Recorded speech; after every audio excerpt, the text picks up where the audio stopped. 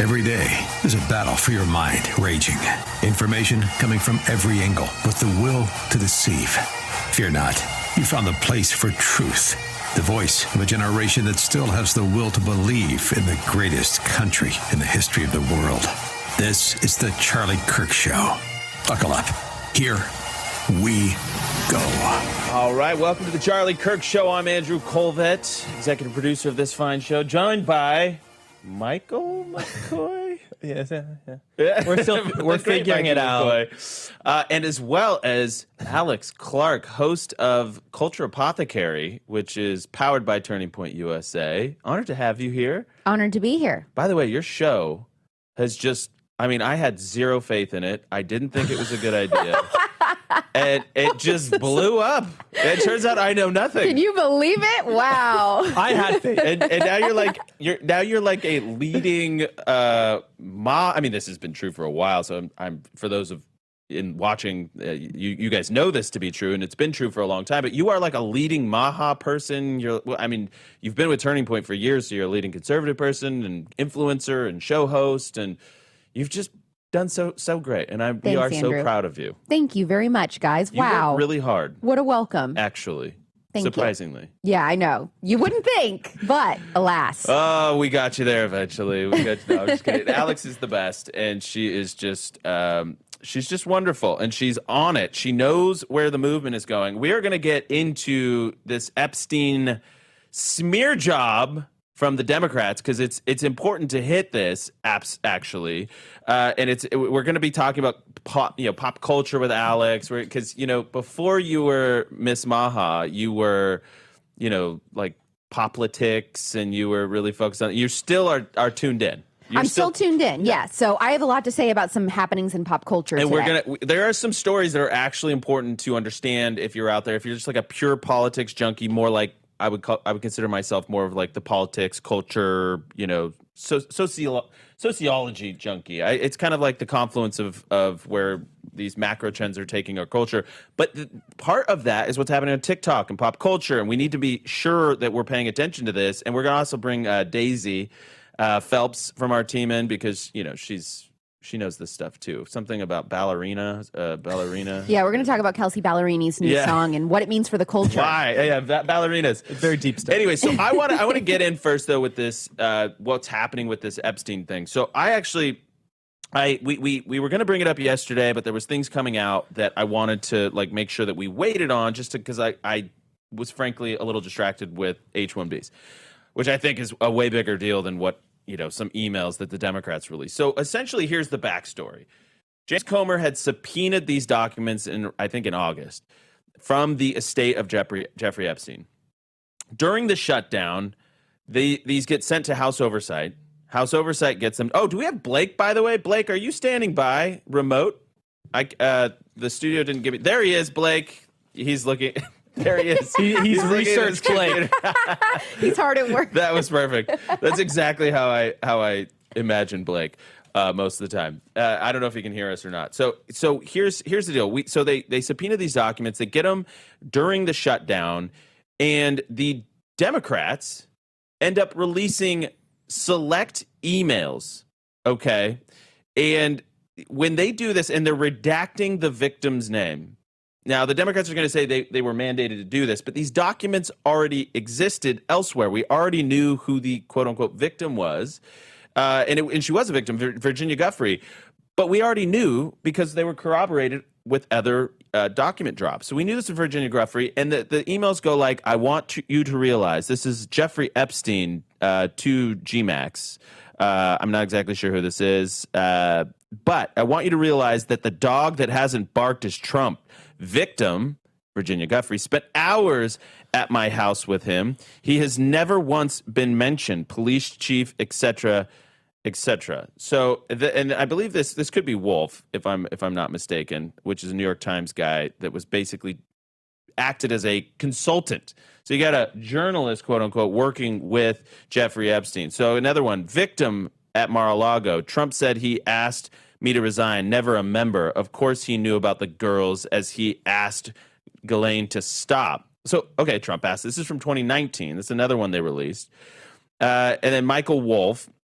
I think you should let him hang himself in reference to Trump. This is from 2015 to Jeffrey Epstein. If he says he hasn't been on the plane or to the House, then that gives you a valuable PR and political currency. You can hang him in a way that potentially generates a positive benefit for you. Or if it really looks like he could win, you could save him, generating a debt. Of course, Blackmail. It is possible that when asked, he'll say Jeffrey is a great guy and has gotten a raw deal and is a victim of political correctness, which is to be outlawed in a Trump regime. So this is what's wild. So we get all of this stuff. Hey, Blake, are you there? Can you hear us? There he is. I don't know. I'm okay. Does it work now? All right. Excellent. Yeah. Wait, we're having is it Michael McCoy now? I feel like I don't even know him anymore. All right, hold on. We're going to save that for later. Is that? We're going to save that for later. So basically, here's the deal, though, Blake. These emails were selectively released by the Democrats, but the victim we already knew was Virginia Giuffre. And here's what we know about Virginia Giuffre. They redacted her name. She has exonerated President Trump, saying that she never saw him do anything. Her dad is now on record saying that she wanted him to be president because he was going to release the information on Epstein. This is a complete and utter nothing burger from what I can tell. Well, Blake, it's not a total nothing burger, because what we are also getting is, and this is like really funny, we're getting a lot of other emails. So we're getting Larry Summers, the former president of Harvard, and we're getting his emails with Epstein, which, if nothing else, are really funny. There's a few exchanges that are very funny. One is where he sends a message to Epstein where he says, like, is it true that Donald Trump uses cocaine? And Epstein just replies, hey, could I have Harvard give a guided tour from the development office, the fundraising office? Could they give a guided tour of Harvard to this like Rothschild heir that I know? And he's like, oh yeah, I could set that up. And so that was very funny. And then there's also one where it's Larry Summers. There's really no other way to describe this. He's, as a 60-plus-year-old male, is talking about how he's trying to date this woman, and she's giving him these mixed signals, and like, oh, she like invited this other guy. It's like reading an eighth grader or something talk about women, and it's the former president of Harvard who I can't remember. Did he get a Nobel Prize in economics? Something like that. So it's not a nothing burger. We have a lot of funny emails that we should highlight instead. Well, Larry Summers was the director of the National Economic Council and the chief White House economic advisor during Obama. So he's not nobody. And actually, he predicted rightly that the overstimulation of the economy under Biden was going to spark inflation. So he's not a dumb guy. But these are people that Epstein was interacting with at a massive level. But I want to play some of these clips here for us, because now we have a ton of new information about just how much of an own this was. Guys, get me the clip on the dad. There's too much in here now. I can't find it. Here we go. All right. Let's go ahead and play 288. She wanted Trump to be president. It was because he campaigned on releasing the Epstein files, and she was excited about that. So, yes, we talked about Trump a lot. As a crusader to release the Epstein files, in that sense. She was very excited that he had made that one of the main planks of his campaign, and she felt validated by it. But she never talked about him in any sense that he was involved in any of this? No, he was not, as far as she knew. And again, she was there for 2+ years. But as far as she knew, he was not involved in the ring of trafficking that Epstein was working. Yeah, so it's not Giuffre talking herself; it's someone talking about her. Get me the name of who that is, by the way, guys. But this is somebody obviously that in the know that knew Virginia Giuffre and basically said she wanted to elect Trump. Trump was not implicated in any of this scandal. And here's when you know it gets really bad for Democrats.